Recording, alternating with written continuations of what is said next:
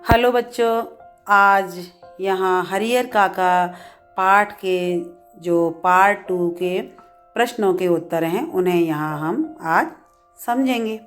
जैसे कि प्रश्न नंबर जो 6 है, हरिहर काका के मामले में गांव वालों की क्या राय थी और उसके क्या कारण थे। तो इसका जो उत्तर है, हरिहर काका के मामले में गांव के लोगों के दो वर्ग बन गए थे। दोनों ही पक्ष के लोगों की अपनी अपनी राय थी।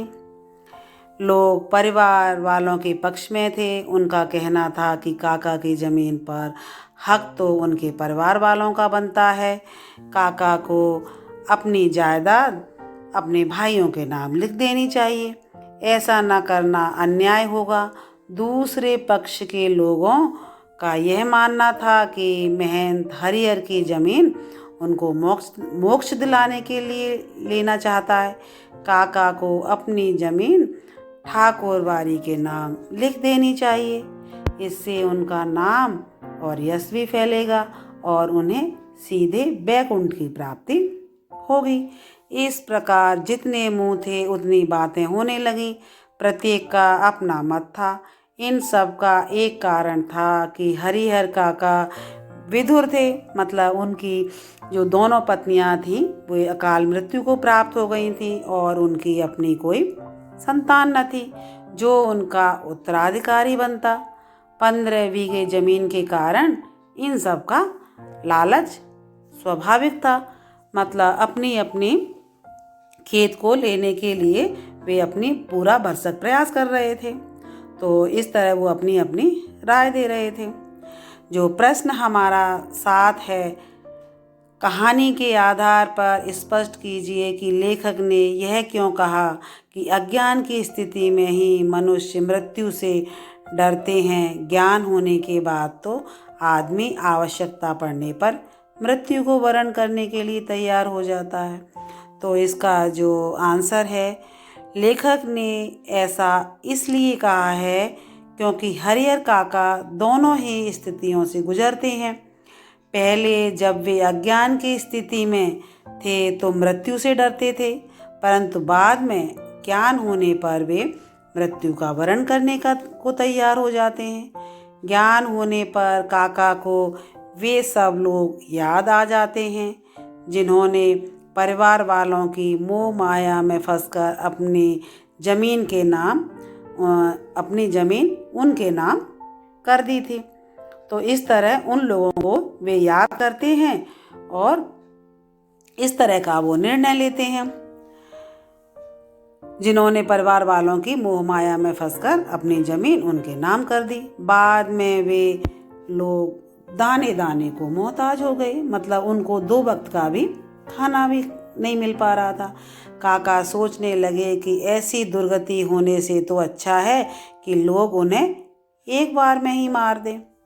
कहानी में महंत एवं काका के भाई उनकी ज़मीन अपने नाम करवाने के लिए कई युक्तियां अपनाते हैं। महंत काका का अपहरण करवाता है।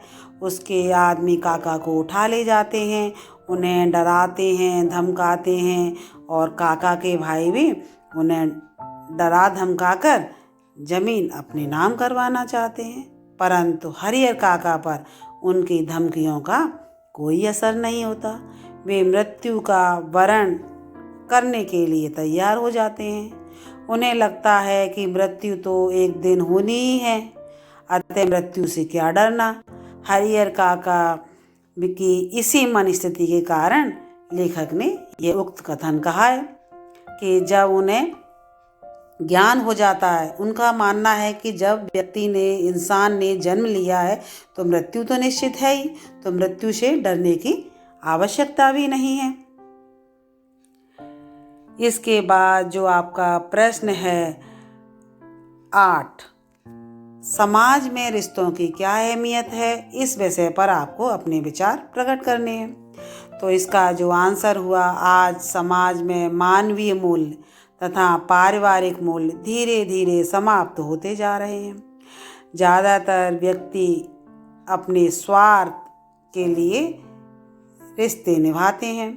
अब रिश्तों से ज़्यादा रिश्तेदार की कामयाबी और स्वार्थ सिद्धि की अहमियत है। रिश्ते ही उसे अपने पराये में अंतर करने की पहचान करवाते हैं। रिश्तों के द्वारा व्यक्ति की समाज में विशेष भूमिका निर्धारित होती है।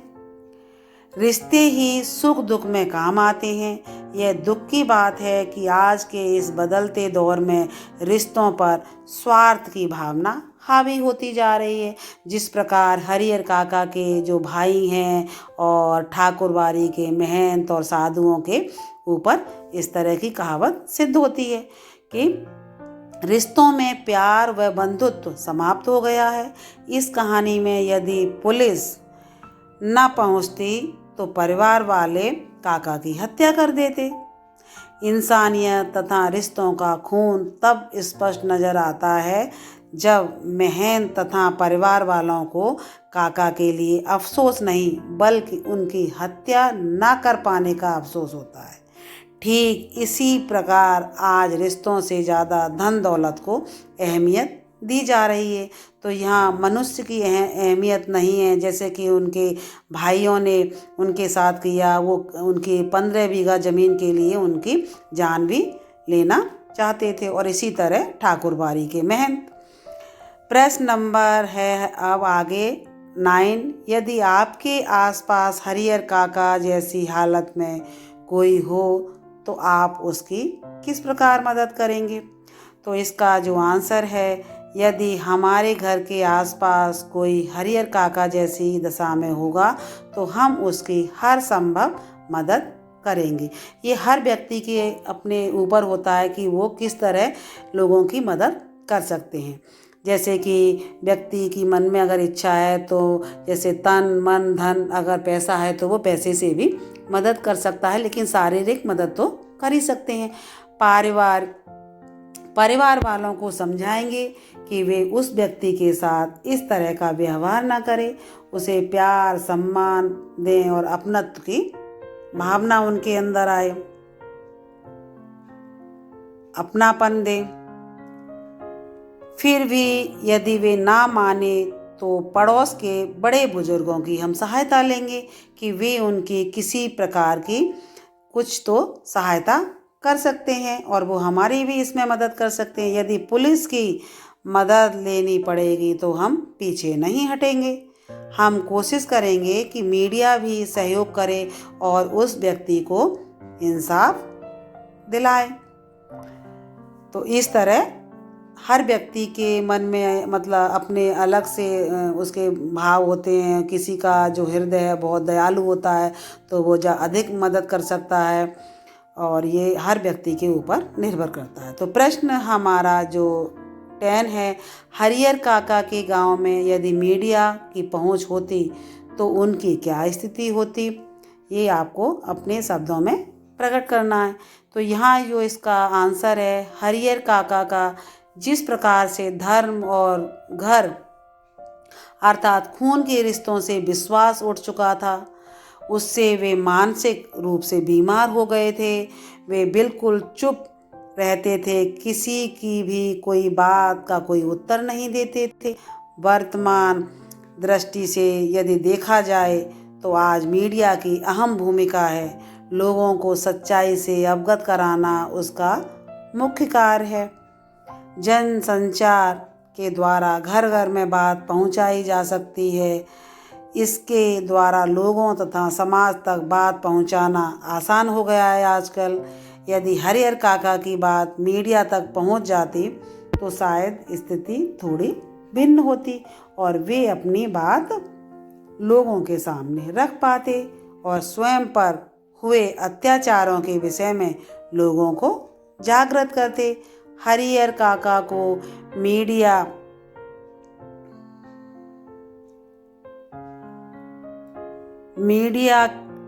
ठीक प्रकार से न्याय भी दिलवा सकती थी, उन्हें स्वतंत्र रूप से जीने की व्यवस्था उपलब्ध करवाने में मदद करती। जिस प्रकार के दबाव में वे जी रहे थे वैसी स्थिति मीडिया की सहायता मिलने के बाद नहीं होती। तो ये जो उनके भाइयों ने और जो ठाकुरबाड़ी के महंत और साधुओं ने जो भी कुछ किया वह सब मीडिया के सामने आ जाता और वे जिस तरह गूंगेपन के शिकार हो गए थे और लेखक से भी वो कुछ नहीं बता पा रहे हैं, तो इस तरह की स्थिति से वे दूर रहते और अपनी ज़िंदगी को आसानी से जी सकते। तो आपने ये 6 to 10 जो प्रश्नों के उत्तर यहाँ समझे, आपको आसानी से समझ में आ गए होंगे। धन्यवाद।